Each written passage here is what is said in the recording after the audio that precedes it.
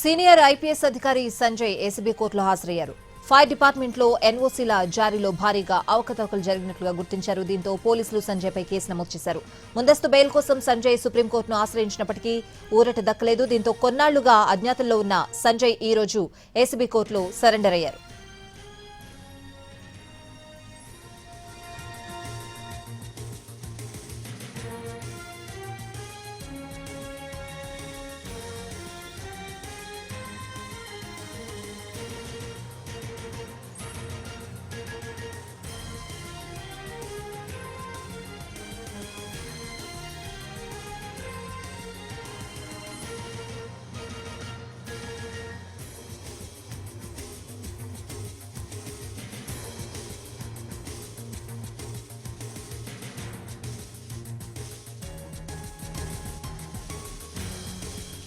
Senior IPS అధికారి Sanjay ACB కోర్టులో హాజరయ్యారు. ఫైర్ డిపార్ట్మెంట్లో ఎన్ఓసీల జారీలో భారీగా అవకతవకలు జరిగినట్లుగా గుర్తించారు.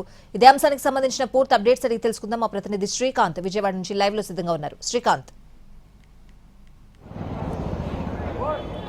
సీనియర్ ఐపీఎస్ అధికారి సంజయ్ ఏసీబీ కోర్టుకు అయితే ప్రస్తుతం హాజరయ్యారు. గత ప్రభుత్వ హయాంలో సిఐడి చీఫ్గా ఆయన పనిచేశారు. ప్రస్తుతం ఫైర్ డిపార్ట్మెంట్కి సంబంధించి డీజీగా పనిచేసిన నేపథ్యంలో ఆయన మీద ఫైర్ డిపార్ట్మెంట్కి సంబంధించి ఎన్ఓసీల జారీతో పాటు కొన్ని పరికరాల కొనుగోలుకు సంబంధించి కూడా అవకతవకలు జరిగాయని ఆయన మీద కేసు కూడా నమోదు చేసింది. ఆ కేసుకు సంబంధించి ఆయన సుప్రీంకోర్టును కూడా గతంలో ఆయన అప్రోచ్ అవ్వడం కూడా జరిగింది. అయితే అక్కడ సుప్రీంకోర్టులో ఎటువంటి ఊరట దక్కకపోవడంతో అక్కడ పిటిషన్ డిస్మిస్ కావడంతో గత కొన్ని రోజులుగా అయితే ఆయన అజ్ఞాతంలో ఉన్నారు. ఈ నేపథ్యంలో ప్రస్తుతం ఇవాళ ఏసీబీ కోర్టులో సంజయ్ అయితే సరెండర్ అయ్యారు.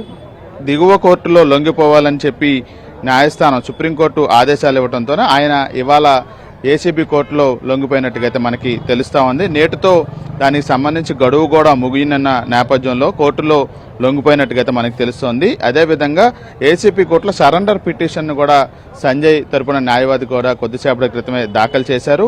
సంజయ్ కూడా ప్రస్తుతం ఏసీబీ న్యాయస్థానంలో ఉన్న నేపథ్యంలో ఆయన సరెండర్ పిటిషన్కి సంబంధించి కూడా న్యాయస్థానం ఎటువంటి ఆదేశాలు జారీ చేస్తుందనేది ఆసక్తికరంగా మారింది. ఆయన సీనియర్ ఐపీఎస్ అధికారిగా ఉన్నారు. ప్రస్తుతం కోర్టులో సరెండర్ అయిన నేపథ్యంలో ఆయన సరెండర్ పిటిషన్ మీద ఏసీబీ న్యాయమూర్తి అయితే ఇవాళ నిర్ణయం తీసుకునే అవకాశాలు ఉన్నట్టుగా మనకు తెలుస్తోంది.